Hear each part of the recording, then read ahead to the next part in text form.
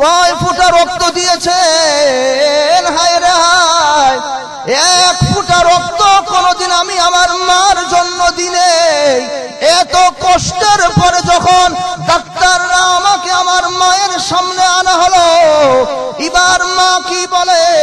মা কোনদিন এটা বলে না তুই তো সেই সন্তান যে তোর কারণে আমার এত ব্যথা হয়েছে। মা কোনদিন এটা বলে না তুমি তো সেই সন্তান যার কারণে আমার পেট থেকে 2.5 কেজি রক্ত দেওয়া লেগেছে। সন্তান মা কোনদিন এটা বলে না তুমি তো সেই সন্তান যার কারণে আমার পেট কাটতে হয়েছে। মা নিয়ে বুকের সাথে জড়িয়ে আল্লাহকে ডাকে বলে, আল্লাহ ও আল্লাহ,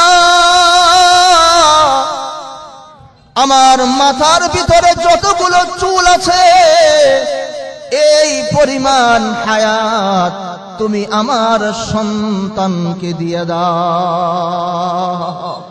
এর নাম কি বলেন? এর নাম কি বলেন? মা।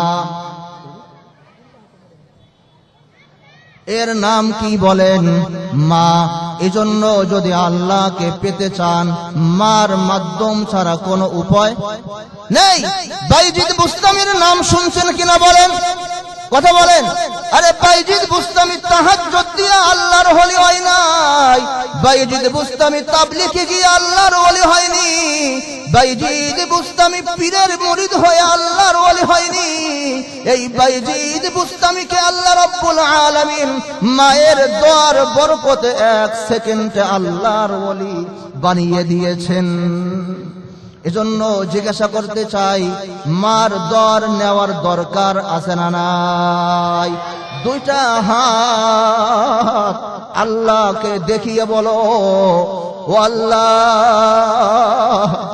মাকে যত কষ্ট দিয়েছি আর কোনদিন মাকে কষ্ট দিব না। যতবার মাকে গালি দিয়েছি আর কোনদিন গালি দিব না। হায় রে হায়, ওয়াদা করা চাই যদি কারোর মা জীবিত থাকে আল্লাহকে সাক্ষী রেখে বলো, আজকে রাত্রে গিয়ে মার 2টা পা জড়িয়ে ধরে বলবা, যুবক, জীবনে যা করেছি মা করেছি, আর কোনদিন তোমাকে কষ্ট দিব না। বলেন মা, আর কোনদিন তোমাকে কষ্ট দিব না। ওয়াদা, ওয়াদা করা চাই, ওয়াদা, আর কোনদিন মাকে কষ্ট দিব না। বলেন বলেন বলেন, আর কোনদিন মাকে কষ্ট দিব না। আল্লাহকে সাক্ষী রেখে বললাম, আল্লাহ, আর কোনদিন বাবা মায়ের অবাধ্য হব না। আল্লাহু আকবার। হাত নামান। ওয়াদা ঠিক আছে তো ইনশাআল্লাহ? সবাই মানবেন তো? বাবা মায়ের গোলাম হবেন তো? আচ্ছা বলেন তো, আল্লাহ পাকের গোলাম হতে চান কারা কারা? তাহাজ্জুদ পড়লে হবে শুধু? নামাজ পড়লে হবে শুধু? নামাজ তো লাগবেই আগে। বাবা মা, বাবা মা রাজি, আল্লাহ রাজি। বাবা মা খুশি, আল্লাহ খুশি। বাবা মা আপনার উপরে অসন্তুষ্ট, আপনি যত বড়ই তাহাজ্জুদ গুজার হন না কেন, আল্লাহ পাক বলে, রে তোমার এই তাহাজ্জুদের দাম আমার কাছে নেই। এজন্য ওয়াদাবদ্ধ হয়ে চাই সব একদিকে আমার বাবা মা। আল্লাহ রাব্বুল আলামিন আমাদের সকলকে বাবা মায়ের গোলাম হওয়ার জন্য তৌফিক দান করুক, জান্নাত। আর যদি খিদমত না করে তাদেরকে সন্তুষ্ট করতে না পারো তাহলে তোমার জন্য জাহান্নাম। কথা বলে। অপর হাদিসে আল্লাহর নবী বিশ্ব নবী রাহমাতুল লিল আলামিন জনাবে মুহাম্মদুর রাসূলুল্লাহ সাল্লাল্লাহু আলাইহি ওয়াসাল্লাম ঘোষণা করেছেন, ও দুনিয়ার মানুষ শুনে নাও, কান খাড়া করে শুনে নাও। আপনাদের কান খাড়া আছে তো? হ্যাঁ আছে তো, সবার কান খাড়া। ও দুনিয়ার মানুষ, তোমরা কান খাড়া করে শুনে নাও। যদি তোমরা আমি আল্লাহর সন্তুষ্টি চাও, যদি তোমরা আমি আল্লাহর রাজি আর খুশি চাও তাহলে হবে না যতক্ষণ না পর্যন্ত তোমার মা বাবা তোমার উপরে রাজি আর সন্তুষ্ট না হবে। তার মানে হলো তোমার বাবা মা তোমার উপরে খুশি না,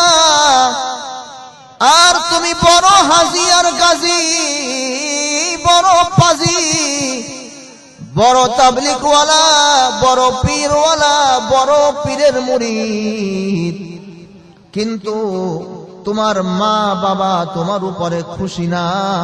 আল্লাহ পাক বলেন তোমার এই হাজিগিরি, গাজীগিরি, তাবলিগগিরি, পীরগিরি, বক্তাগিরি আমি আল্লাহর দরবারে কোনো এলাও না। কথা বলেন। তার মানে হলো জান্নাত যদি পেতে চান মা ছাড়া বিকল্প, কথা বলেন, মা ছাড়া বিকল্প নেই। এক সাহাবী এসেছে, দেখেন, যদি বাবা মা কাফের হয়, বাবা মা কি হয়? কাফের হয়, তারপরে ওই বাবা মায়ের সাথে অসৎ ব্যবহার করার অধিকার অনুমতি ইসলাম দেয়নি। এক সাহাবী এসেছে, এসে জিজ্ঞাসা করে, ওগো নবীজি, আপনি তো বলেছেন বাবা মায়ের পায়ের নিচে সন্তানের জান্নাত, কিন্তু যদি বাবা মা জালেম হয়, আমাকে জুলুম করে, আমার উপরে নির্যাতন করে, যদি বাবা মা কাফের হয়, কয়টা কথা বলেন, কয়টা কথা? এক নাম্বার, যদি বাবা মা জালেম হয় তার মানে হলো বাবা মা আপনাকে সম্পত্তি দেয়নি, আছে না নাই? কথা বলেন। সব ছোট ভাইকে বড় ভাইকে দিয়ে দিয়েছে, আপনাকে সম্পত্তি থেকে বঞ্চিত করেছে, আপনার উপরে জুলুম করেছে, অথবা আপনার বাবা মা কাফের। সাহাবী জিজ্ঞাসা করে, যদি জালেম বাবা মা হয়, কাফের বাবা মা হয়, তাহলে তাদের বিষয় কি হুকুম? নবীজি কঠোর ভাষায় বললেন, ও সাহাবী, কান খাড়া করে শুনো। আপনাদের কান খাড়া আছে তো? কান খাড়া করে শুনো। তারপরেও তোমার বাবা মায়ের সাথে অসৎ ব্যবহারের অনুমতি ইসলাম দেয়নি। তাদের সাথে সৎ ব্যবহার করতে হবেই। কারণ কি? যদি বাবা মা না হতো, আরে সম্পত্তি হারা হয়েছ, যদি বাবা মা না হতো তাহলে তুমি এই দুনিয়া তোমার কোনো অস্তিত্ব হতো? কথা বলে। যদি বাবা মা বলতো এই সন্তান আমার লাগবে না, আমি বাচ্চা পেটে নিব না, তাহলে তোমার মতো সলিমুল্লাহ কলিমুল্লাহ দুনিয়াতে আসতে পারত? সব থেকে বড় ইহসান তোমার বাবা মা তোমার উপরে করেছে, যে উনাদের মাধ্যমে তুমি দুনিয়াতে এসেছো। সুবহানাল্লাহ। এবার প্রশ্ন হলো, এত কিছু করার পরও বাবা মার অবাধ্য হতে নিষেধ করা হলো কেন? জানার দরকার আছে না নাই? যদি বাবা মা জালেম হয়, অসৎ ব্যবহারের কোনো অধিকার, কথা বলে, নেই। যদি বাবা মা কাফের হয়, তারপরও অসৎ ব্যবহারের কোনো অধিকার নেই। কারণ কি? কারণ জানার দরকার আছে না নাই? আল্লাহ নবী বিশ্ব নবী রাহমাতুল লিল আলামিন জনাবে মুহাম্মদুর রাসূলুল্লাহ সাল্লাল্লাহু আলাইহি ওয়াসাল্লামকে একজন সাহাবী এসে জিজ্ঞাসা করলেন, নবীজি, নামাজ রোজা হজ যাকাতের পরে সব থেকে বড় হক কার? নবীজি বললেন, উম্মুকা, তোমার আম্মার। তৃতীয়বার আবার প্রশ্ন, নবী একই কথা। দ্বিতীয়বার আবার প্রশ্ন, একই কথা। তৃতীয়বার আবার প্রশ্ন, একই কথা, উম্মুকা, তোমার আম্মা। চতুর্থবার যখন জিজ্ঞাসা করলেন আল্লাহর হকের পরে সব থেকে বড় হক কার, 4 নম্বরে বললেন, আবুকা, তোমার পিতা।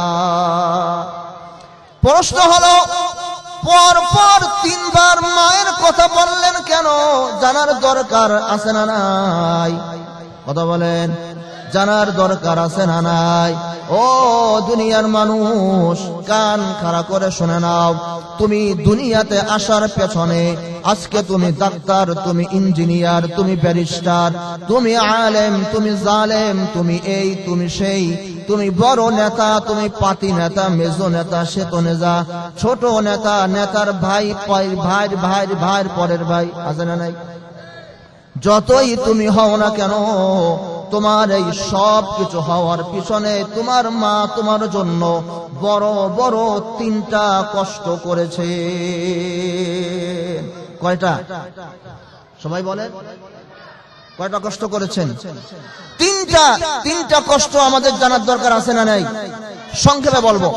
1 নাম্বার, তুমি দুনিয়াতে আসার পিছনে মার প্রথম যেই কষ্ট ছিল সেটা হলো তোমার মা তোমাকে 10 মাস 10 দিন গর্ভধারণ করেছেন। কথা বলেন। 1 নাম্বার। 2 নাম্বার, তোমার মা তোমাকে দুনিয়াতে আসার সময় ডেলিভারির কষ্ট সহ্য করেছেন। 3 নাম্বার, তোমার মা তোমাকে দুনিয়াতে আসার বিষয় জন্মের পর থেকে নিয়ে 7-8 বছর, 5 বছর, 6 বছর বয়স হওয়া পর্যন্ত তোমার মা তোমাকে নিজের হাতে ধরে ধরে প্রতিপালন করেছে। 1 নাম্বার। ও দোস্ত, যদি একটু চিন্তা করা হয়, চোখটা একটু চিন্তা করে ভালো করে খেয়াল করেন, বাজার থেকে একটা ব্যাগ 10 কেজি 5 কেজি আমরা আনতে পারি না, অথচ 10 মাস 10 দিন মা একটা ভারী জিনিস পেটের ভিতরে নিয়ে ঘরের সব কাজকর্ম করেছে, কোনোদিন কষ্ট অনুভব করে না। কথা বলেন। ডাক্তার বিজ্ঞানকে জিজ্ঞাসা করা হলো, এবার ডাক্তার বিজ্ঞান আমাদেরকে কঠিন একটা তথ্য দিয়েছে, শুনবেন তো সবাই? শুনবেন। আখা, ডাক্তার বিজ্ঞান আমাদেরকে তথ্য দিয়েছে। ও দুনিয়ার মানুষ, শুনে নাও। মায়ের পেটের ভিতরে যেই বাচ্চা দানিটা আছে এটা 10 ইঞ্চি লম্বা হয়। কয় ইঞ্চি? 10 ইঞ্চি লম্বা হয়। বাচ্চার বয়স যখন 7 মাস হয় তখন বাচ্চাটাও 10 ইঞ্চি লম্বা হয়ে যায়। তার মানে হলো বাচ্চা ডানিটাও 10 ইঞ্চি, বাচ্চাটাও 10 ইঞ্চি। এখন পেটে আর কোনো জায়গা নেই, আসেনি? বলেন। এবার ডাক্তার বিজ্ঞান বলে, এইবার পুরো বাচ্চা দানিটা বাচ্চা ফিল আপ করে ফেলে। এবার মায়ের কলিজা আর সন্তানের পা এইভাবে সেট হয়ে যায়। কিভাবে? এইভাবে সেট হয়ে যায়। সন্তানের বয়স যখন আর একটু বাড়ে, বাচ্চা যখন 11 ইঞ্চি হয়ে যায়, মায়ের কলিজা সন্তানের পায়ের আঘাতে 1 ইঞ্চি উপরে উঠে যায়। আর পরে বাচ্চা যখন 15 ইঞ্চি হয়ে যায়, মায়ের কলিজা বুকের ভিতরে পায়ের সঙ্গে আঘাত লেগে লেগে 15 ইঞ্চি মায়ের কলিজাটা উপরে উঠে যায়। ডাক্তার বিজ্ঞানকে বলা হলো, মিয়া ডাক্তার, এর দ্বারা কি আমার মায়ের কোনো কষ্ট হয় না? ডাক্তার এবার আমাদেরকে বড় বড় কঠিন তথ্য দিয়েছে। এবার ডাক্তার বিজ্ঞান বলে, সন্তানের শরীরে রুহু আসার পর থেকে নিয়ে ডেলিভারি হওয়ার আগ পর্যন্ত যেই বাচ্চা সব থেকে কম নড়াচড়া করে, যেই বাচ্চা একেবারে নড়াচড়া করেই না, ওই বাচ্চা কম পক্ষে 4500 বার ওই মায়ের কলিজার ভিতরে পা দিয়ে আঘাত মারতে থাকে। কম পক্ষে 4500 বার। ও মিয়া, তুমি তোমার মায়ের কলিজায় আঘাত করে করে তুমি দুনিয়াতে এসেছো। কমপক্ষে 4500 বার তুমি তোমার মায়ের কলিজার ভিতরে আঘাত করেছো। ডাক্তার বিজ্ঞানকে জিজ্ঞাসা করা হলো, আর কি তথ্য আছে বলেন দেখি। এবার ডাক্তার বিজ্ঞান আমাদেরকে বলে বড় বড় আন্তর্জাতিক 3টা লাথি আছে, যেই লাথি সন্তান মায়ের কলিজায় দেওয়া ছাড়া সন্তানের জন্ম হয় না। প্রথম যেই লাথিটা সন্তান মায়ের কলিজার ভিতরে মারে, ডাক্তার বিজ্ঞান বলে যদি এই লাথিটা দুনিয়াতে কোন মানুষ মাকে মারত, মা সহ্য করতে পারতেন না। কিন্তু আল্লাহ রাব্বুল আলামিন ওই সময় মায়ের ধারণ ক্ষমতাকে বাড়িয়ে দেয়। প্রথম যেই লাথিটা মারা হয়, ওই লাথিতে মায়ের গর্ভপাতের ব্যথা উঠে যায়। সুবহানাল্লাহ।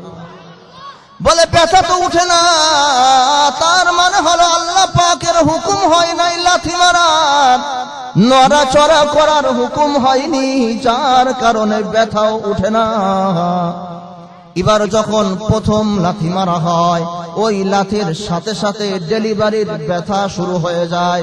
দ্বিতীয় লাথি যখন মারে, তখন বাচ্চা দানির যেই পর্দা আছে, পর্দা ফেটে যায়। এখানে অনেক যুবক ভাই আছেন, বৃদ্ধ ভাইরা আছেন, পানি বের হয়, আসে না নাই? আমি কিন্তু একেবারে ভিতরের কথা বলছি, পানি ঝরা শুরু হয়ে যায়। তৃতীয়বার যখন লাথি মারা হয়, মায়ের ঝরাও মুখটা আস্তে করে করে যায়। ডাক্তার বিজ্ঞানীরা বলেন যেই মার সর্বনিম্ন সব থেকে কম রক্ত দিতে হয় একটা বাচ্চার জন্য, ওই মারও কম পক্ষে 2.5 লিটার 2.5 কেজি রক্ত সন্তানের জন্য দিয়ে এরপরে আমার আপনার জন্ম হয়েছে। যদি একটা বাচ্চার নরমাল ডেলিভারি হয়, সিজারে না নরমাল ডেলিভারি, নরমাল ডেলিভারিতে ডাক্তার বিজ্ঞানীরা বলে কম পক্ষে 2.5 কেজি রক্ত মার দেওয়া লাগে সন্তানের কারণে। আর যদি সিজার হয়, তাহলে তো ডাক্তার আগের থেকেই বলে থাকে খবরদার, হতে পারে রক্ত লাগতে পারে, আপনি আগের থেকে ডোনার ঠিক করে রাখেন, আছে না নাই? ও দুনিয়ার যুবক, তোমাকে জিজ্ঞাসা করতে চাই, তোমার মাকে তুমি কমপক্ষে 4,500 বার লাথি দিয়ে তুমি দুনিয়াতে এসেছো, কম পক্ষে তুমি তোমার মার 2.5 লিটার রক্ত দিয়ে তুমি দুনিয়াতে এসেছো। তোমাকে জিজ্ঞাসা করতে চাই, আজকে তোমার বয়স 40, আজকে তোমার বয়স 60, আজকে তোমার বয়স 80, 90, 100, এই লম্বা বয়সের ভিতরে তোমাকে জিজ্ঞাসা করো, তোমার মায়ের জন্য তুমি ক ফোঁটা রক্ত দিয়েছো? কথা বলেন, কয় ফোঁটা রক্ত দিয়েছেন? হায় রে হায়, 1 ফোঁটা রক্ত কোনদিন আমি আমার মার জন্য দিনে। এত কষ্টের পরে যখন ডাক্তাররা আমাকে আমার মায়ের সামনে আনা হলো, এবার মা কি বলে? মা কোনদিন এটা বলে না তুই তো সেই সন্তান যে তোর কারণে আমার এত ব্যথা হয়েছে। মা কোনদিন এটা বলে না তুমি তো সেই সন্তান যার কারণে আমার পেট থেকে 2.5 কেজি রক্ত দেওয়া লেগেছে। সন্তান মা কোনদিন এটা বলে না তুমি তো সেই সন্তান যার কারণে আমার পেট কাটতে হয়েছে। মা নিয়ে বুকের সাথে জড়িয়ে আল্লাহকে ডাকে, বলে আল্লাহ, ও আল্লাহ,